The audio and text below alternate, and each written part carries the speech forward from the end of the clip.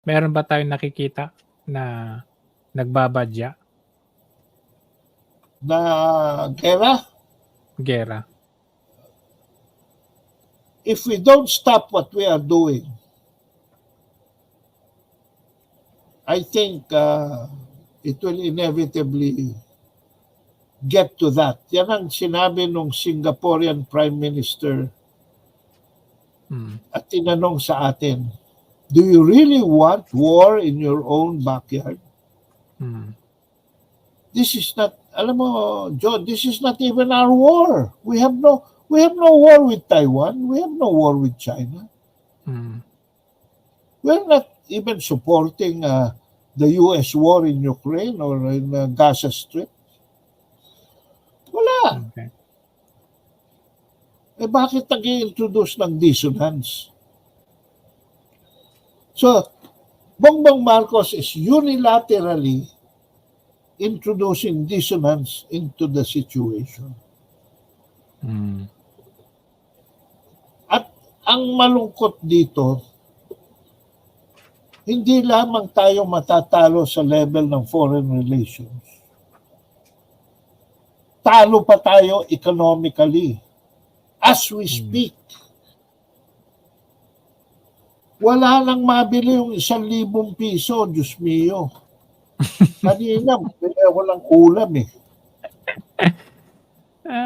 400, nag-withdraw ko ng 1,000 sa ATM ko. Eh, ulam pa lang, umabot na ng 400. Nag-tricycle pa ako, 30 pesos. Oh. Isang kainan. Et cetera. Yung 1,000, hindi na tumatagal na isang araw yan. Diba? Yung pasahe ng isang nag-aaral, magta-tricycle lang, 750 a week. Pasahe pa lang ngayon at saka merienda. Sus Mario Joseph, that's 3,000 a month. Eh, magkano yung kuryente mo? Yung dati kong kuryente, nung bandang September, ano pa eh, nasa 3,000 pa eh. Pagdating ng December, lumampas na ng 4,500. Eh ngayon, halos 6,000 na. Tignan natin ang konsumo. Ito yung chart ng konsumo. Di ba may chart ng konsumo? Ilang kilowatts lang? Hindi naman tumataas yung konsumo. Ibig sabihin ano? Ang tumataas yung rate. Yung rate, it's not the multiplier ang consumption. tumataas, yung multiplicand steady. Nako. Yan that's a fact of life. Kung 50,000 lang ang income mo, tapos average family, 6? Hindi kaya. May magkano na ang bigas? Halos magdoble. Since last year lang yan. Talagang inflated na lahat. Ay hindi ito napapansin ng ating Pangulo. Tapos makakarinig ka. Yung kanyang crony na si Enrique Rason,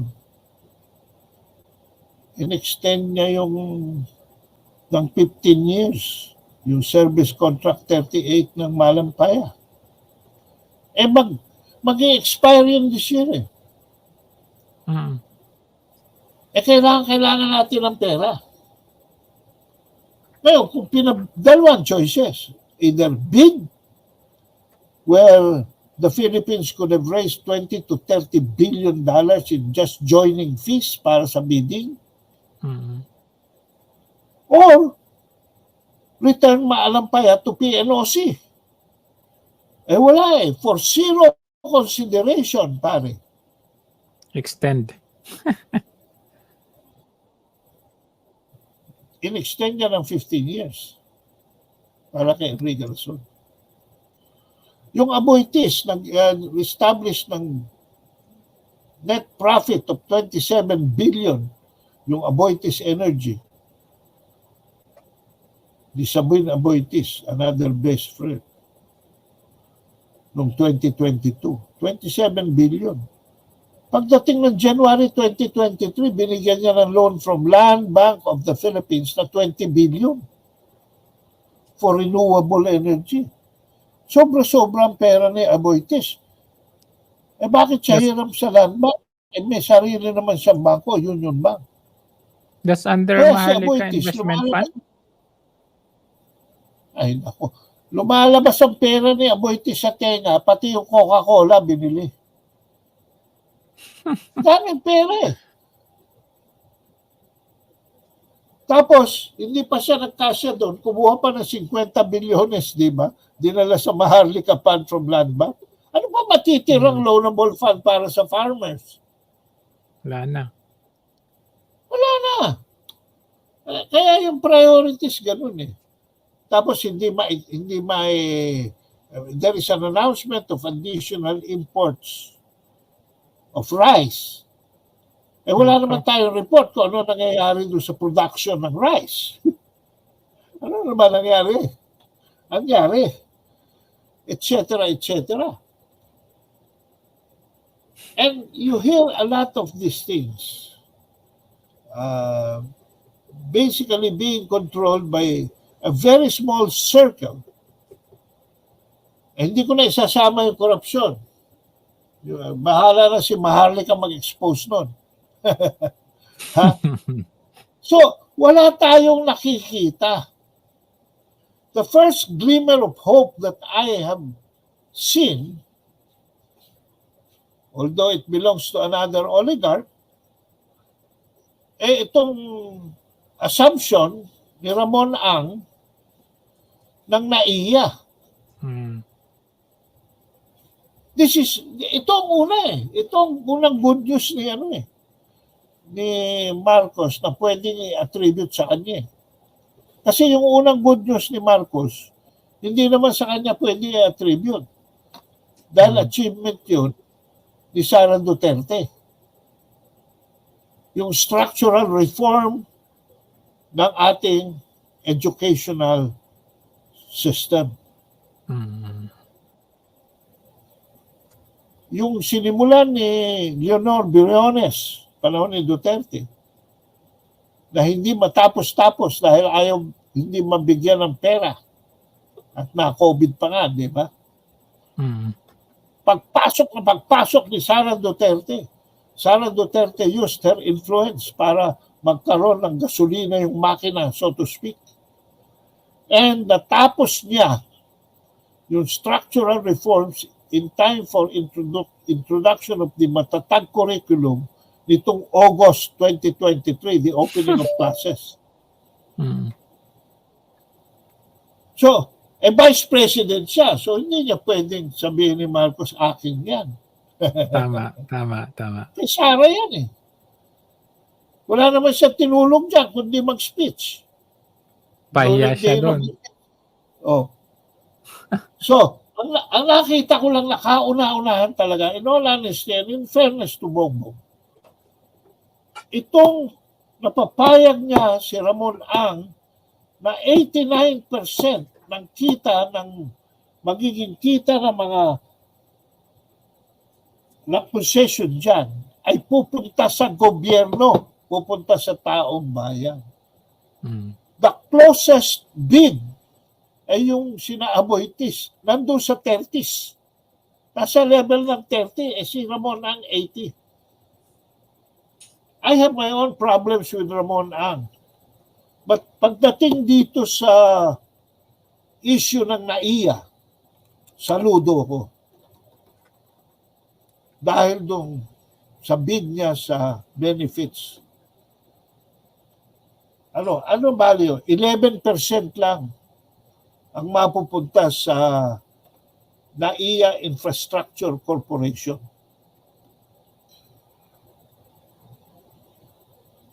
Alam ko nile-leverage ni Ramon Ang yan para matuloy yung kanyang airport doon sa norte. Pero, I don't care. If all the oligarchs will be like Ramon Ang and San Miguel Corporation, I am willing to compromise. If all the oligarchs will be like Henry C., grabe ang employment na binibigay sa taong bayan. Di ba? Kung ganyan ang mga mayayaman na tao, okay lang. Because may social, may kapalit. Miski malunod pa sila sa profit. Si Ramon Ang, dahil yung mga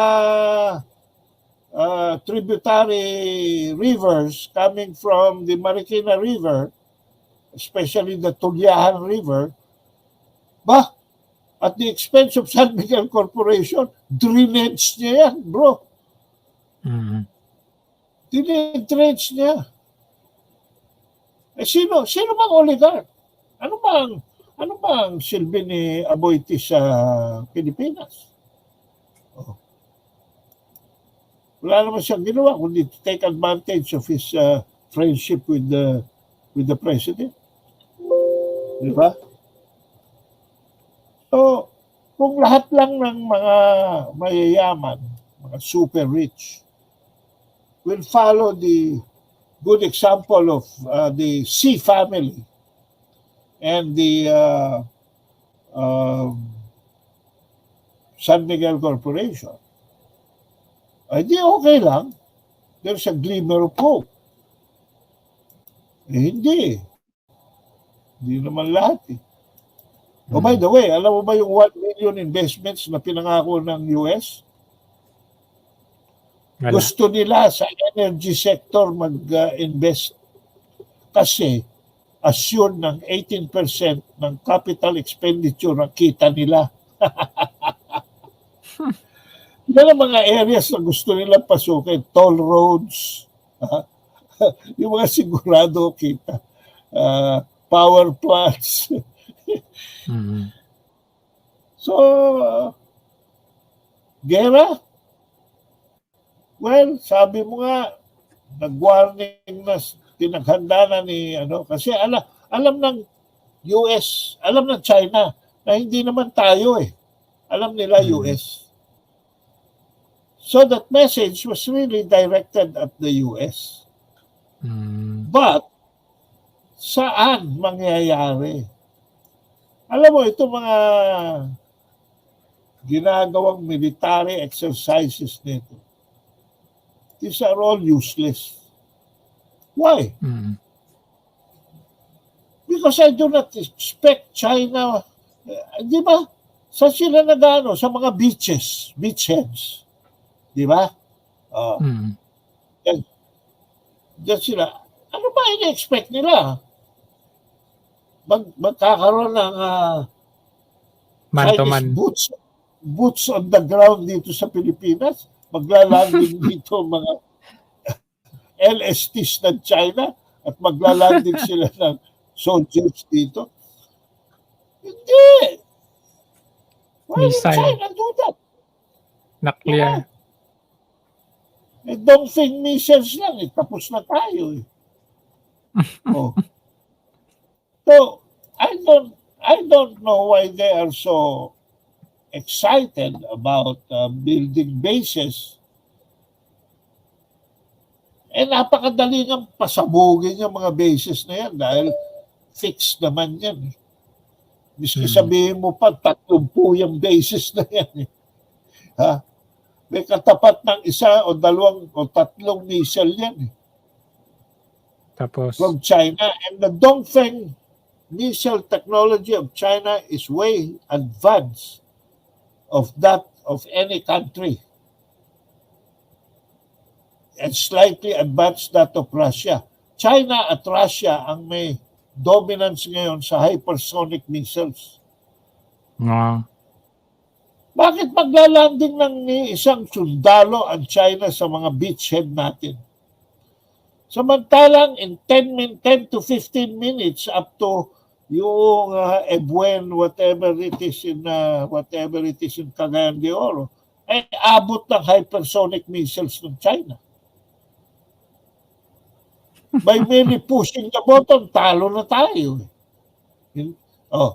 Marami na tayong nabombang mga bases. Hindi naman tayo makaganti. Ano igaganti natin? Sumpet, tirador. Ano nga, paltik? Di kaya tayo lulusob sa China para mag-landing doon? Hello! Taiwan nga nangangatog na tuhod eh. Hindi naman gigirahin. I don't think gigirahin ng China ang Taiwan. Sus Mariusip naman. Kamag-anak nila yan. Pare-pareho silang Chinese, Chino. Exactly. I don't think they will go to that extent.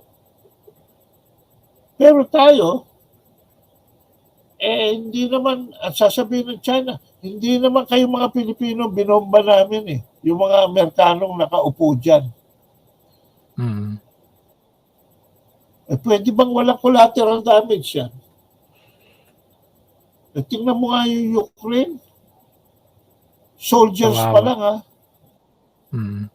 500,000 na Ukrainians ang namamatay na sundalo. Hindi pa rin sinama yung civilian. Ayaw yata nilang bilangin yung namatay na civilian. And lit-lit lang ng population ng Ukraine, 40 million. So napakalaking damage yan. So, if Bongbong Marcos does not change yung style niya dyan, wala na eh. Hindi naman siya nahihiya na eh. Aminado na rin siya na proxy talaga siya eh. Sa speech pa lang niya sa di ba? Yun mo yung reference niya sa 1942. We are again in the forefront of conflict just as in 1942. Hello! Sabi nga ni Bukit Tiklaw, huy! Hindi naman tayo Pilipino nun eh. We were a territory of US kaya in fact we were supposed to be US citizens.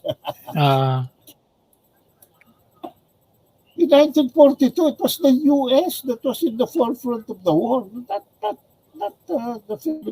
the Philippines. So, sinong gumawa ng speech niya sa Canberra at saka sa Berlin? Made in the US Embassy yata yun. Ang tapang, ha? Kala mo, na siya, world power siya, di ba? An inch. We would not allow an inch. Alam mo yung lahat ng nangyari sa Australia except yung interview ni Sarah Ferguson. Yun lang ang maaalala ng mga Australiano. Alam mo kung bakit? Bakit ba? Darating na si Wang Yi dun bukas sa Australia para kumpunihin yung damage na ginawa ni McCoy. And in order to be welcomed by the Australians, hindi pa siya umaalis ng China.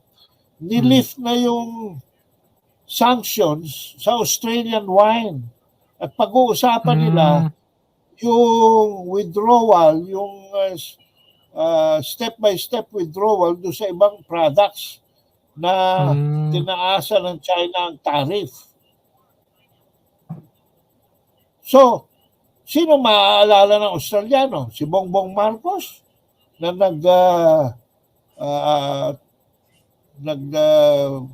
gera-gera doon? O si Wang Yi? China Tapos meron pa may isang naglabas sa Inquirer ng balita na sabi China will be more adversely affected if it were to sanction the trade with the Philippines.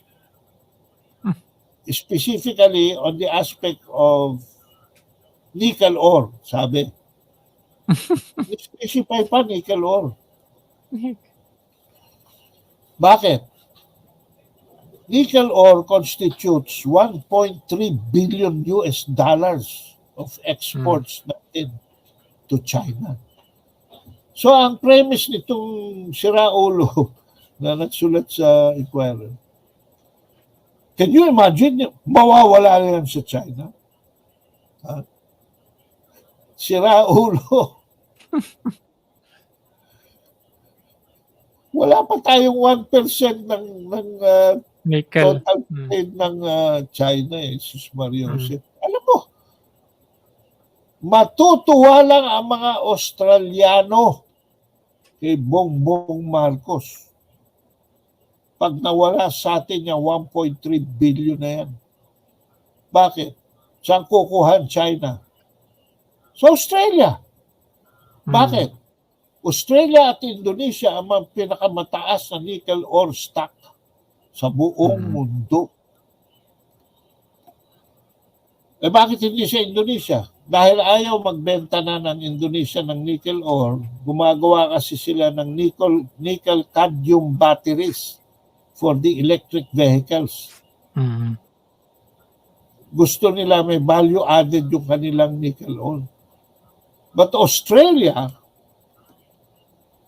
together with Indonesia, halos pareho lang ang deposits nila ng nickel ore. They are the largest source of nickel ore. The Philippines is only, I think, number 6 or number 7.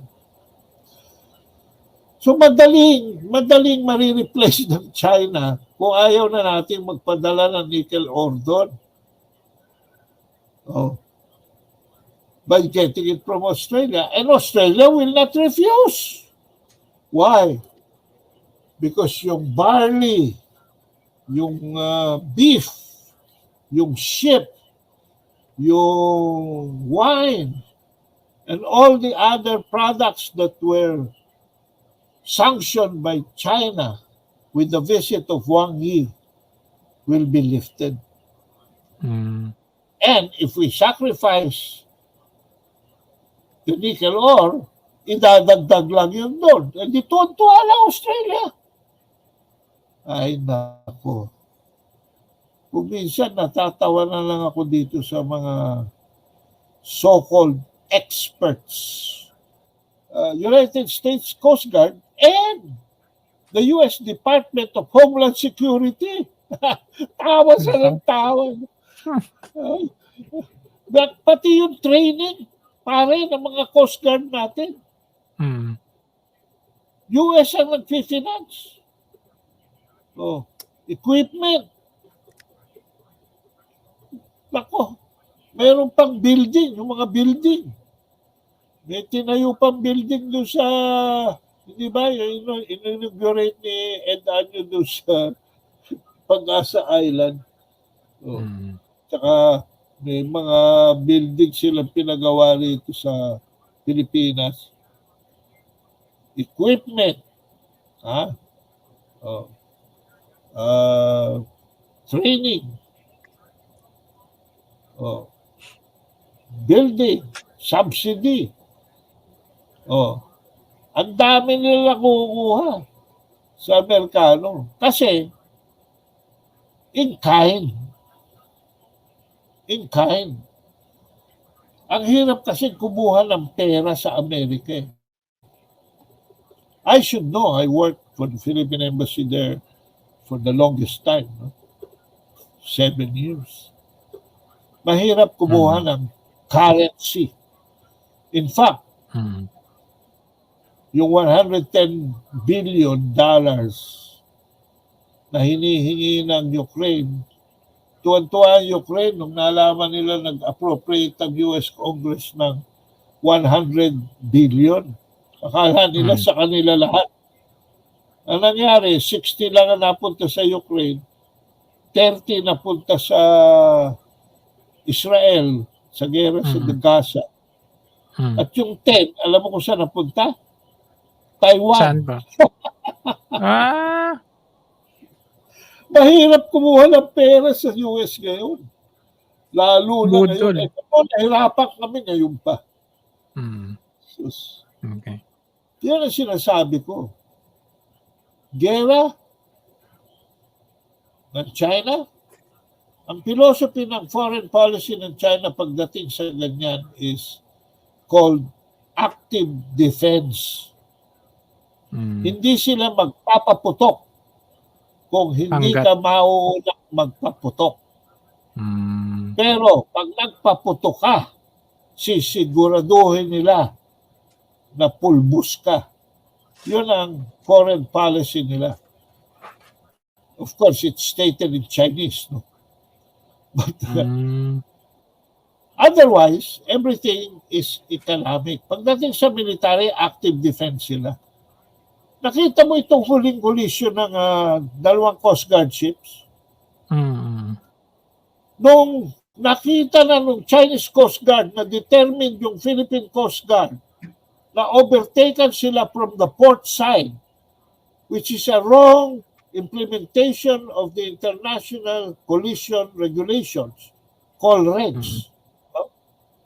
Ang ginawa ng Chinese Coast Guard, hindi lamang nagpreno, sila na ang umatras. Yun nga lang, dahil hindi naman nag-change ng course yung Philippine Coast Guard, nagkaroon ng minor collision. Pero kung titingnan mo, pag-aaralan mo yung video, doon lamang sa takbo ng tubig, makikita mo kung sino ang umaabante, sino ang nagpreno at sino pa ang umaatras to avoid collision. Alam mo bro, kung hindi ginawa yon ng Chinese Coast Guard, malamang natumba yung Philippine Coast Guard sa port side niya, sa kaliwa niya. Dahil hahampas siya. Kaya dyan, sa explanation ng international, pati ang mga collision regulations na yun, pinag-aralan ko yan. Tapos sinasabi nila, kawawa naman kami, basag yung windshield, yung supply ship, gano'n. Nasugatan kami and all that stuff. Sabi ko, unang-una, in the first place, salamin yata ng tricycle yung nilagay dun eh. Alam mo ba na, hindi dapat nababasag ang salamin ng barko? Exact. Kaya nga po eh. Hindi ba silyado pa yun? Di ba? Nilagay yata nila eh. Salamin lang ng tricycle. Siguro magsasalamin sila ron. Siyempre nabasag. Pero ano ang water cannon, laser, pati sonar at saka acoustics at marami pang iba. These are classified to be non-lethal weapons. Ano ibig sabihin? Non-lethal weapon kasi gamit ng law enforcement. Law enforcement. Kami nga sa Battle of Mindiola, hindi ba kinanyong kami ng tubig doon? Kaya inagaw namin yung fire truck at ibinangga namin doon sa gate 4 ng Malacanang nung kami estudyante. So, water cannon, everybody uses water cannon, Sus Mariose. They are accepted non-lethal. Ano ibig sabihin ng lethal? Pag sinabi mong lethal weapon, nakakamatay.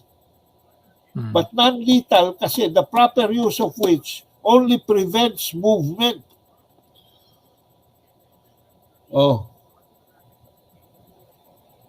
Accepted yan ng 5 Geneva Conventions. At kung i-inspeksyonin mo yung guidelines ng Department of Defense ng Amerika mismo, they also have their own non-lethal weapons program.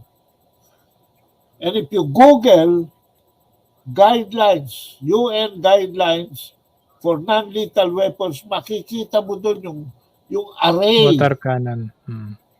Kasama ang water cannon, kasama ang acoustics. Yung laser. bibingihin ka, O di kaya yung Sonar. sonar, yung i-jam yung, kaya, kaya natakot yung ano, yung Philippine, Philippine Coast Guard ba yun o Philippine Navy? Ginam yung ano nila eh. Pagka hindi na alam no, pagka yung compass man lang ng isang barko ay nalintikan, paano na? Karamihan dyan, maasa lang sa instrument control. Kung ma-jam yung pati yung communication equipment, importante yun. Pati yung laser. Wag lang yung laser na lethal, kasi may laser na lethal. Sabi ko nga kay Tariela noon, hindi naman military grade yung sinasabi mo, military grade yung ginamit ng green laser. Kasi nagkaroon daw ng temporary blindness. Sabi ko, hoy, pag military grade laser ang ginamit, hindi lang temporary blindness aabot sa'yo. Tutunawin yung mukha mo. Kasi yung military grade laser, nakakamatay yun. Itong law enforcement green laser, nabibili nga sa Lazada eh. Sa Shopee.